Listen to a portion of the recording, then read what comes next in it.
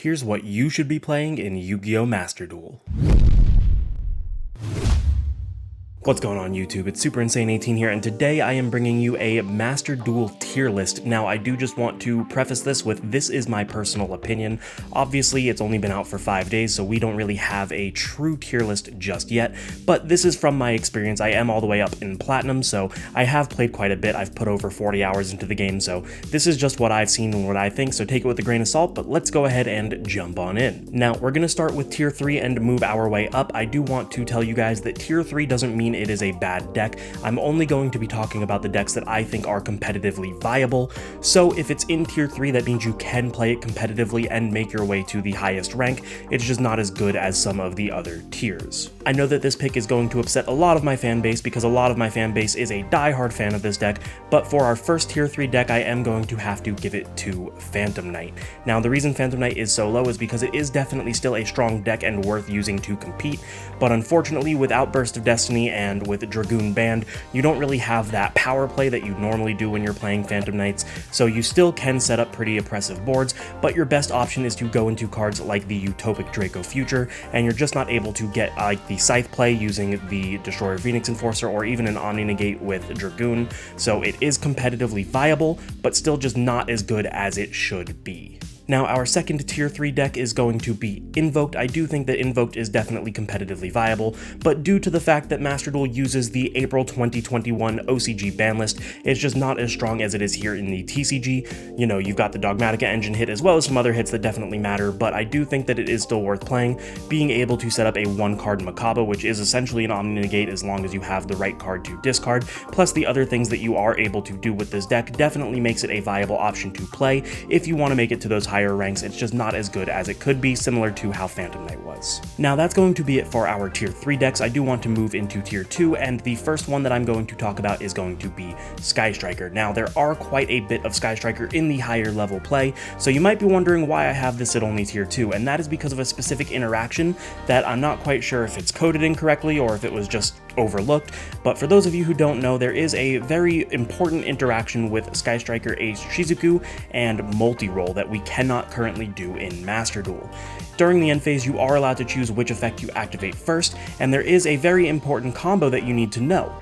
During the end phase, what you can do in real life is you can use Shizuku first to add a copy of Widow Anchor from your deck to your hand. Then you can use the Widow Anchor to negate the Shizuku, and then after the Widow Anchor goes to the graveyard, you can use the multi-roll to reset the Widow Anchor that you just used. Unfortunately, in the Master Duel coding, it makes you activate multi-roll first, and if you select no because you want to use the Shizuku first, it does not give you a prompt to activate it again after you've successfully resolved your Shizuku. So because of that interaction, if you don't open the multi-roll, you don't, or my apologies, if you don't open the Widow Anchor, you don't really have a way to interrupt your opponent on their turn. This acts as a way for you to get that interruption, and you just can't do it in Master Duel yet, so that does knock Skystriker down a peg in my opinion. Next in our Tier 2 list, we have Spiral. Now, for any of you that know me, you know that Spiral is one of my all-time favorite decks, so I'd really love to be biased and put it higher on this list, but unfortunately it just doesn't quite get there. Now, it is definitely very good competitively, as it's virtually unhit with that OCG ban list that we're using. The only hit is quick fix to 1. You still have all 3 of your drone, you still have your master plan, you still have everything that you need. Master plan obviously being the biggest selling point there, but you have 3 resort, and it's just insane that this deck has virtually no hits on this Forbidden and Limited list. So the boards that you're able to set up in conjunction with Magician Souls, being able to send your rescues, which act as reborns multiple times a turn, and every time you reborn your master plan, you're going to get another reborn that you can just put into grave with the quick fix effect. Not to mention that with master plan, you can very easily go for an OTK turn 2 using master plan with Selene and going into an access code combo.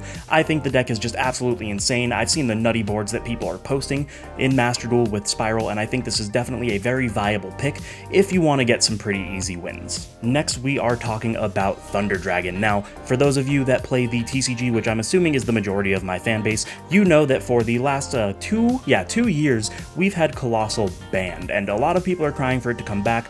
I personally don't think that it Will I think is a very oppressive and strong card, the ability to prevent any form of adding from deck to hand other than drawing, and the ability to just save itself from being destroyed as well. A little bit too strong, but in Master Duel we have it at 1, and that makes it a very viable contender.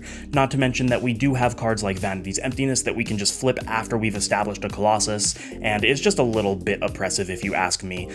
Really big power play for Thunder Dragons, just being able to shut down your opponent, and I think that it is a very viable option considering all of the top decks are going to need to add from deck to hand. Now, before I get into my last tier 2 pick, I do want to establish a little bit of a baseline for why these decks are as strong as they are. Master Duel is a one-game format. There is no side deck, there is no matches, so you're only playing game 1s infinitely throughout your entire run. And that makes decks like this one incredibly strong because they have really good game 1s because they don't get to lose in game 2 and 3 to the side deck. And so the deck that I want to talk about for our last tier 2 pick is going to be Blue Eyes Chaos Max. Now, don't get really hyped, it's not just Blue Eyes in general, specifically the Chaos Max variant, because you are able to just swing for 8k into anything that's 0 defense, plus you can give control of something with 0 defense to your opponent fairly easily. It's just a one-kill game shot, just, you know, it's really just easy to kind of put on there. It's very consistent because they have so much draw power and so many consistency cards.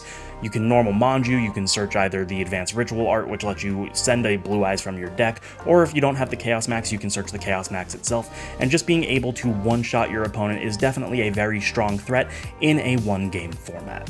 Onto our tier 1 decks, the first one that we need to address is going to be Tri-Brigade, and that is going to be any variation of Tri-Brigade.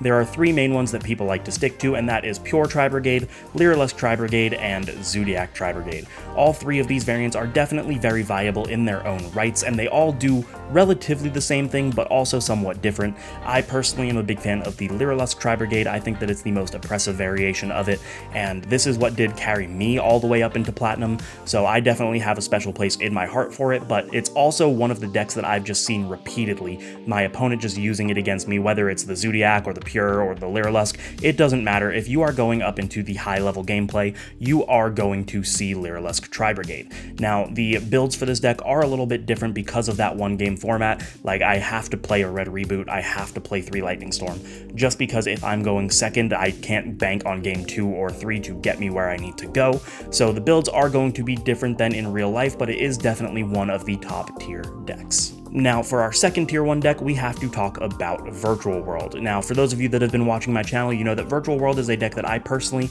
just don't really know too much about, but what I do know is that with the Forbidden and Limited list that Master Duel uses, True King of all Calamities is no longer banned, and that was the big selling point for Virtual World when it first came out, and it's just, you know, you can set up a card that says your opponent's not allowed to play the game, and cards like that honestly should be banned. I don't know why it's not. I'm not sure if it is in the OCG currently, but the ability that Virtual World has to just spam out this card very easily and then do it consistently, and not only do that, but have other synchro monsters that like Crystal Wing and Borreload Savage and other things that they can just go into, this deck is definitely a threat. If your opponent drops a True King of all Calamities on you, your best bet is to wipe their field in some capacity with a spell or trap and hope that they don't have anything to continue with their next turn, because they'll do it on your standby. You're still going to be locked out for your turn. If you have that Lightning Storm to board wipe them, great. Hope they have nothing. If not, they're just going to game you on their next turn as well. Our third tier 1 deck is going to have to go to Adamancipator. Now, I know quite a few people personally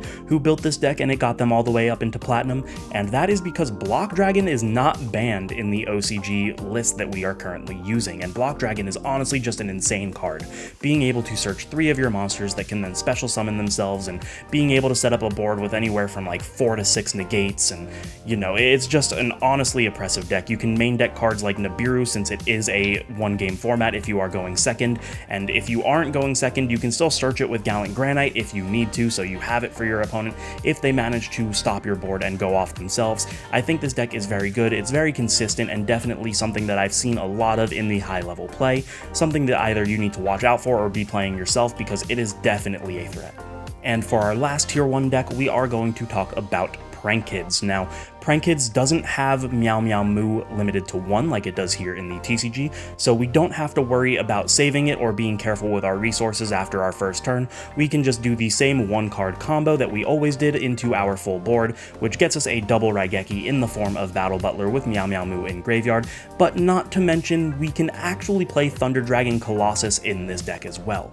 Cards like Nemesis Corridor allow us to activate Thunder effects in our hand, which means that we can slap a Colossus on there as part of our end board, then we have 2 Raigekis and a Colossus, and there really isn't much that our opponent is able to do.